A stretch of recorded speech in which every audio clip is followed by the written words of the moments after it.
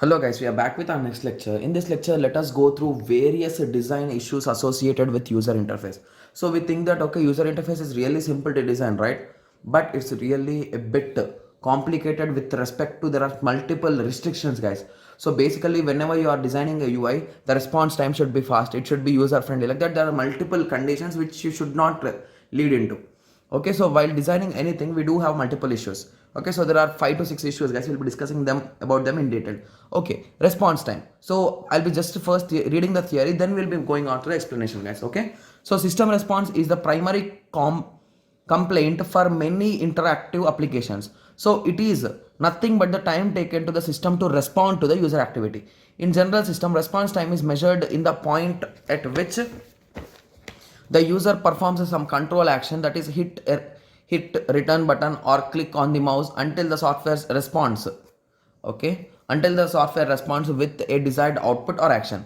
So minimum response time is suggested. So basically response time is nothing but, okay, assume you are opening our website. So whenever you open our website, so it might take around 2 seconds, guys. So if our website takes 10 seconds, will a user be having that much patience to wait, guys? No, right? So basically users retention rate is almost 2 seconds for a website, guys. Almost 2 to 3 seconds at max you'll be waiting. So even sometimes when you are typing YouTube, if it takes too much time, you'll be just closing the YouTube and you'll be doing some other work, right? So that is the reason why the user interaction, that is nothing but the response time. You can say response time is nothing but the you sent a request, right? So it went to server and it will send you the result back. So this whole time is nothing but the response time, if you want a clear explanation.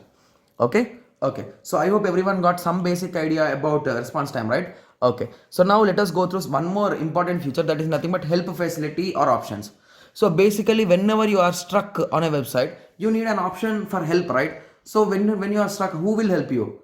So the website owner or the application owner should write something to help you. So he should write what are the common problems that you face, and he should help you with a solution, or he should give his contact details so that you can contact and ask him for help, like that. So better than giving his contact number, it will be better if he automatically, if he writes some theory like, if this issue do this, if this issue do that, right? Okay, so almost every software includes help topics which may guide the user from the proper usage of the software. Okay, so almost every user of an interactive computer based system requires a help now and then. So basically you cannot say that we don't want help anytime, we can do everything, we are perfect in everything. We might be thinking like that, but that is not the reality, guys. Okay, so nowadays in most cases, however, modern software providers use online help faculty. So like if you face any kind of issues in Amazon website, there will be online service, right? So there will be customer care and everything. So those are nothing but the help facilities, guys. So nowadays most companies or most websites are also offering live chat opportunities also. So there's a less chance that you'll face some kind of helps. Okay, and error handling, guys, this is really important. So whenever you open a website, if the server is down or if the response time is taking more, you will be getting an error, right? 404, 403, 200 means it is successful. So basically you will be having 303, 404, 501, 505, like that. There are multiple errors, guys, popular errors which are faced. So basically with the error code, the message should also be printed in a proper way such that the user can understand the issue, what is the issue. So every error message or warning produced in the interactive system will have a specific characteristic. So the message should be describing the problem in a descriptive that the user can understand. So the message should provide a constructive advice for recovering the error also. So it should also suggest you to do something. And one more thing, it should not say for everything, it should not say the same thing again and again. If the server is down, if it is saying to refresh, okay. If there is no internet connection, if it is saying to refresh, what is that, guys? That's wrong, right? So in that way, it should say no internet, like that. The error should be also be handled and with the appropriate solution.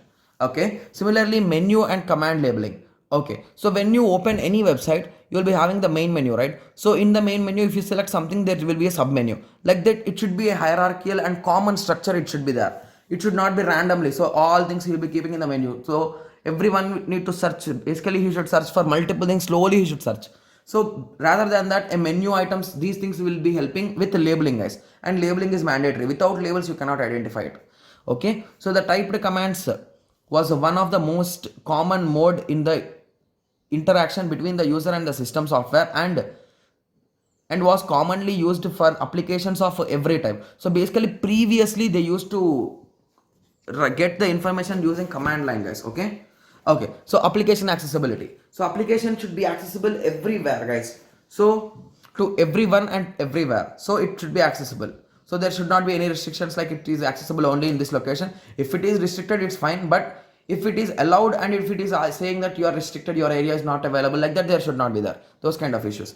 Similarly, internationalization. So basically if your application is globally approved, like your application can run in multiple countries or multiple continents, so it should have some language barriers. You will be having some language barriers, right? So if you made an application in India and you published it in China also, so now the Chinese cannot so most of the Chinese will not or cannot understand English, guys. So that is the reason why you need to have a language converter that converts the whole application into a Chinese version. Okay, so once someone opens in China, it should automatically load Chinese version. It should not load English, and he should manually change it. So basically, if you download some games from some other country's versions, you'll be getting in some other language. Even to change the language option, you need to search somewhere like what is the translation for that. So that issues will be there, right? So that is the reason why it should be internationalized. So basically when you open an application, it should automatically check the language and it should open it. Okay, it is that simple. Okay, it is commonly found now. Okay, so design evaluation. So basically we will also do a design evaluation, guys. So design evaluation in this way. So initially you will be designing a model and you will be developing the prototype. So once the prototype is ready, you will be checking for user analysis. So user executes the interface and you'll be analyzing the processes. So whatever the outputs you came, you'll be just considering them all and you'll be doing some necessary modifications in the design and you'll be developing it, and again you'll be doing this process.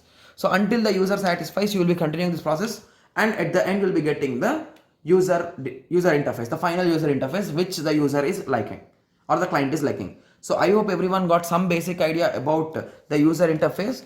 Okay, so by this we are done with this particular chapter, guys. So in the next series of lectures, we will be starting with testing. So initially we will be starting with the software quality assurance. After that we will be moving on to testing. So in this chapter, testing is important. Okay, so in the next lecture we will be seeing some important questions. After that we will be moving on to the next chapter. Okay, so let us meet in the next lectures. Thank you. Thanks for watching.